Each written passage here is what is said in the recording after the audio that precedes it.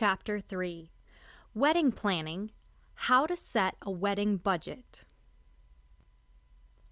Weddings can be very expensive. According to CNN, the average price of a wedding in the United States in 2014 was $30,000, and 15% of couples spent over $40,000 on their wedding. And that is before the price of the honeymoon was even considered. If you are on a tight budget, this may seem like an impossible dream. There is good news, though. If you budget carefully from the beginning, there is no reason why you can't pull off a spectacular wedding for a very reasonable sum. You should have already considered all the sources of funding that you have for the wedding, and you should already have an idea of how much those major expenses, such as the wedding reception, are going to cost. It is traditional for the bride's mother and father to cover at least some of the costs. But in this day and age, it is more likely that the bride and groom themselves will cover a lot of the event, and the groom's family may want to provide a sum of money. Don't consider the honeymoon at this point. If you find out that you will not have enough money for a honeymoon, you can ask wedding guests to provide a sum of money towards this. It is also becoming more and more common for married couples to honeymoon a few weeks or even months after the wedding to enable them to save up. Just because you don't have a bottomless pit of money to fund your wedding doesn't mean that you can't have an amazing day that fulfills all your dreams. You will just need to plan ahead and cut costs where you can. Actually, a wedding that you have planned carefully from start to finish may be more memorable than a wedding that you have handed over to someone else to plan. Separate bank account. One way to ensure that you keep your wedding money separate from everything else is to open a separate account that is just for wedding costs. Between you and your future spouse, work out how much you can save from each wage packet, and if friends and family choose to give you the money in advance, put that in there too. It will ensure that you don't overspend on other things and will keep you focused on your big day. How to work out costs. It is, of course, difficult to budget costs when you don't really know how much things cost. If you've never been married before or haven't helped anyone else with a wedding, you probably don't know just how expensive it can be. This is where you need to put in a lot of hard work. Fortunately, these days, the internet can be a great source of information. You can access a number of wedding magazines online that will give you an idea of the average price for each item on your wedding budget. Of course, you should bear in mind that costs will vary substantially from area to area. If you live in a city, for example, costs are likely to be much higher than if you live in more rural areas. If you haven't yet booked certain aspects of your wedding, that is fine. But at least ring around a few vendors and get some ideas of costs. The sooner you do so, the sooner you will be able to ensure that your overall budget is going to cover all your costs. Budget spreadsheet. Once you have a working amount, it is time to start breaking it down. Bear in mind that this is a working budget at this stage. Once you start contacting vendors, you may find that they quote a sum way over or even under your budgeted amount.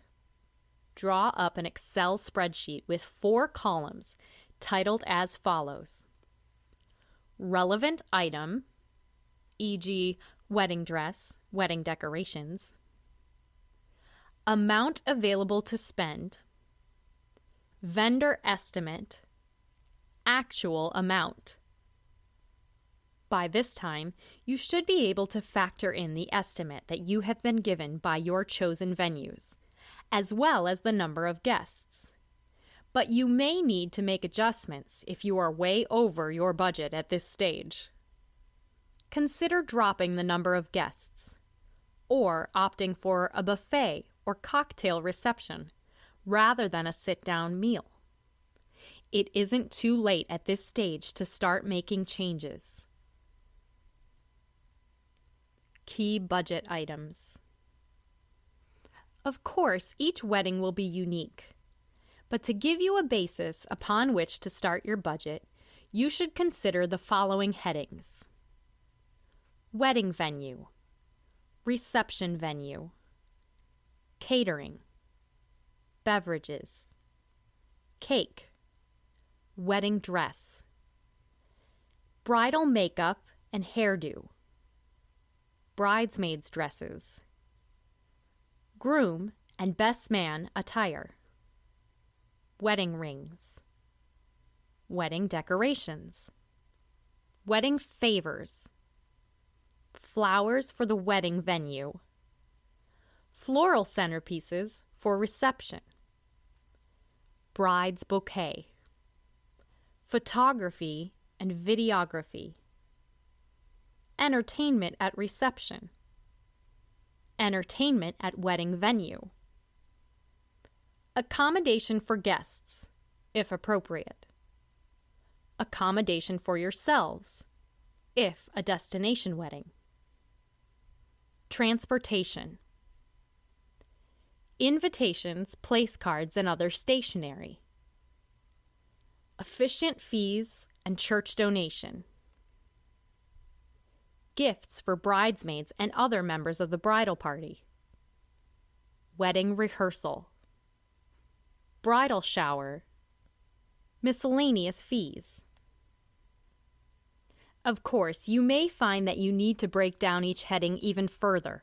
For example, flowers for the wedding venue could include corsages for guests and the bridal bouquet, as well as the floral decorations at both the wedding ceremony and reception site.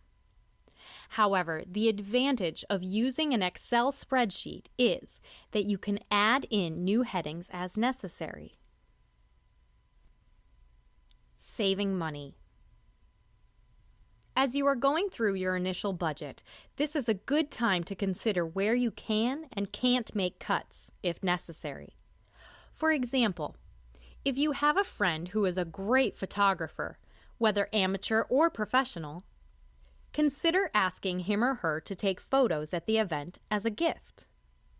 Someone who is a great flower arranger may be willing to do the wedding bouquet and corsages, which can save a lot of money on the flowers. You might even be able to make the wedding favors yourself.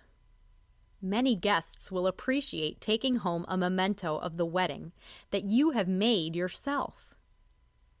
Call in favors where you can. One advantage of having your wedding in your local area is that you will have contacts with various vendors, and you may be able to haggle prices down. For example, if you have a local hairdresser, tell her that you would like her to do your hair on your big day, as well as that of close family members and bridesmaids. See if she will do you a deal on that. You may be able to get free manicures on top. The same goes for the wedding cake. The cost of cakes can be astronomical, but if you know the local cake maker, she may do you a deal. Alternatively, consider making the cake yourself, or asking a close friend or family member to make it. The ingredients and decorations will still cost a lot of money, but much less than they otherwise would have done. If you have a few bridesmaids, you could consider asking them to cover the cost of their gowns and accessories. Or you could offer to buy the gown, but ask them to provide the accessories.